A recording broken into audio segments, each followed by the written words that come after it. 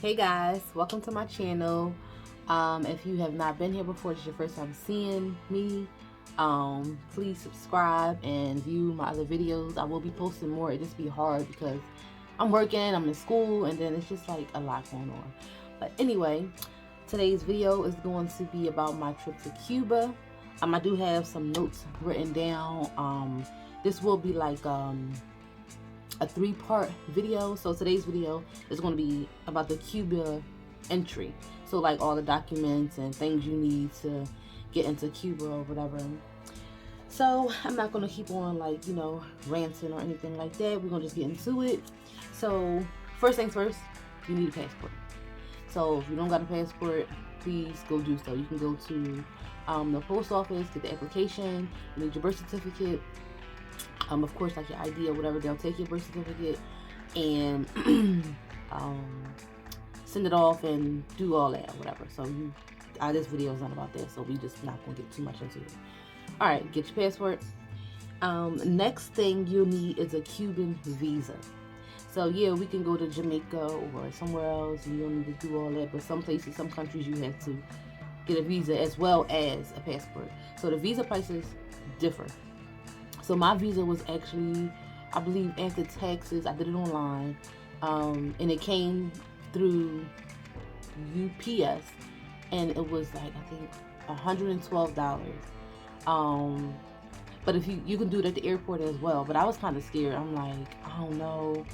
I just wanted to get it ahead of time, just so I already have it, just in case I was running late for the airport, and then going to TSA. That's like all this extraness. I'm like, no, let me do this visa entry or whatever. So I am gonna post a video of what the visa look like, how you gotta fill it out and stuff like that. So so wherever you want to get your visa and the website, I will list everything that I'm talking about. I will list it in the description box. Get your flight. So I flew American Airlines, and I was always like American Airlines fan, and I'm like, I don't know, after this trip, I'm starting to rethinking. I know things happen on flights, like delays and all that, but both of my flights were delayed. So I left Philadelphia to fly to Miami. The flight leaving Philadelphia was delayed, so which caused me to miss my flight. And Miami going to Cuba. Oh my God. I was supposed to have got to Cuba like 7 o'clock in the afternoon.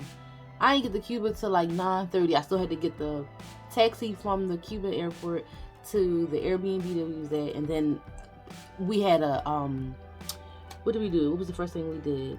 A cabaret, and it was a mess. It was a mess. That day was like too much going on. American Airlines, get it together.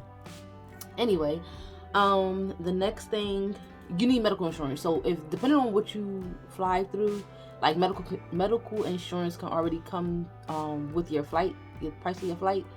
But I had declined it because I was like, I don't know if that's medical. Like, you know how I'd be like, do you want travel protection? But I didn't think medical was included under that. I thought it was just like, if your flight got canceled, you get a new flight, or you get flight credit or something like that. So I'm just like, no, I'm canceling this. I'll be alright or whatever. So then I'm like, shoot, it didn't. It was medical insurance covered under it. So I had to call back and get it. It wasn't that much money or whatever. I will post in the description box as well how much that was. There's a declaration form you have to fill out. You can't do it sooner than the trip. So let's say you leaving next week. It have to be 48 hours before your trip or whatever. You fill out your declaration form, and then also the place to stay. So we stayed in the Airbnb. Okay, let me go back. Rewind. All right. So when you go and book your flight, there's different reasons for why you want to go to Cuba. You cannot be a tourist going to Cuba. Okay, you cannot be a tourist. Okay. So I went to Cuba. Yes, I'm from the United States, and I went for the support for the Cuban people. Okay, I was not a tourist. The support for the Cuban people.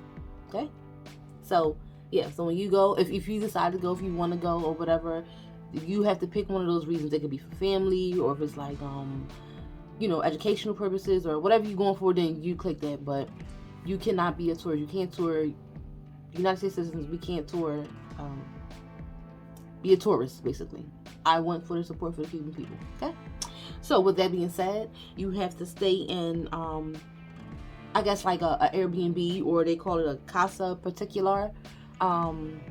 Basically, it's a Cuban resident, and it's their house. Like they own it, and we rent it from them, just like you do here in the United States. So we stayed in the Airbnb, and it was, I believe it was 4. 1, 2, 3, 4. I think 4 or 5 bedrooms, but it was only 3 of us. So it was more than enough space, and yeah, so we stayed in the Airbnb, and also we did like a tour there. But I am gonna do another video that gets a little bit into like what we did, other things you can do and stuff like that. But we did a tour, and the guy told us like restaurants that were government owned, so you can't eat at restaurants that's government owned, because then you're saying you're going for the support for the Cuban people, so how are you in a hotel that's owned by the government? You know what I'm saying? So so that was basically it. So to re-go over this video is like, I know, kind of quick, but to re-go over, you need your passport, you need your Cuban visa, you need to book your flight. Of course, you need to book your Airbnb or your casa particular, and you need medical insurance. So depending on what airline you book through, medical insurance might already be included, or you have to purchase medical insurance from when you go to Cuba. Also, while you're there, no matter where I go, I carry my passport, because I got to get back home. Everything else can stay. I got to go if something goes down, right? So carry your passport.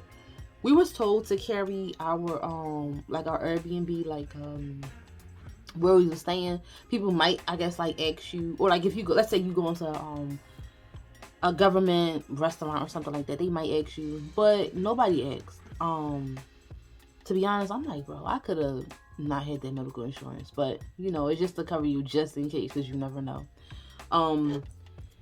So carry your visa and carry your passport, your medical insurance, basically like all the stuff that you need to get in there. I carried around. I didn't carry my of course, like my flight ticket or anything like that, but or the declaration page, but I did print those things out and bring them with me. Like I have everything with me, but I did carry around my passport, my medical insurance, and excuse me, where I was staying.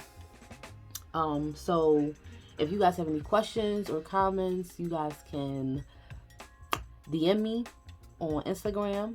You can follow my Instagram at teambytima. You can email me, teambytima@gmail.com. I will have all my information in the description box, and I will have all the links to, as far as like the Cuba, the passport, the visa, the declaration page, those links to be able to visit Cuba. I also will be, after this, putting in a video about the Cuba visa, like what it looks like or whatever. So thank you guys for tuning in. Thank you for watching. Don't forget to like and subscribe, and I will be back with part 2 of what to pack, what not to pack, and yeah. Bye. This is the visa. All you need to do is fill out your last name, first name, passport number, the date, and your citizenship. Just don't rip off the pages, and you'll be good to go.